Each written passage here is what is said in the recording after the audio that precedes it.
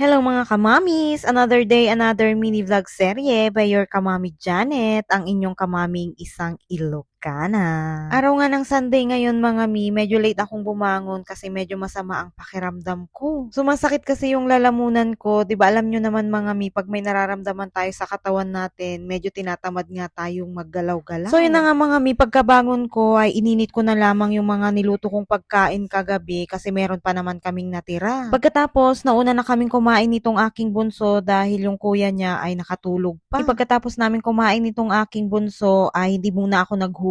Sinintay ko munang magising si kuya at makakain muna siya para minsanan nakako yung paghuhugas ko ng mga plato. Habang hinihintay nga naming magising at bumangon nga si kuya at nang makakain na rin siya ay ginawa muna namin itong homework niya. Kinahaponan nga mga mi ay lumabas nga kaming mag-iina. Anong oras na yata ito? 3:00 para makapag-attend din kami ng misa na magkakasama. Di ba nga mga mi, lagi kong sinasabi sa inyo dito sa mini vlog serye ko na hindi talaga kami lumalabas ng Sunday. Dahil gusto ko nga pag araw ng Sunday, magpapahinga lang kami dito sa loob ng bahay para recharge na kami kinaumagahan ng Monday. Pero kasi bukas, Monday, wala silang pasok, kaya pwede kaming lumabas ngayon at mamasyal. Pagkababa nga namin mga mi ay meron agad jeep na dumating, kaya sumakay na kami at diretso na nga ito papunta dito sa town. At mga ilang minutes nga ay nakarating na din kami dito, sakto lang yung paglabas namin dahil hindi na masyadong mainit yung araw. Medyo pahapon na nga rin ito mga mi, kaya maganda na rin maglakad-lakad dito sa may Session Road. Bago nga kami pumunta sa simbahan at mag-attend nga ng misa ay naganap muna kami ng makakainan dahil nga paglabas namin kanina ay hindi pa kami kumakain ng lunch. Kaya kakain muna kami mga mi bago kami magsimba dahil mamaya ayokong may naririnig ng nagugutom na ako, ganun. Ayokong may iniisip habang nagsisimba kami dahil hindi ako makakonsentrate.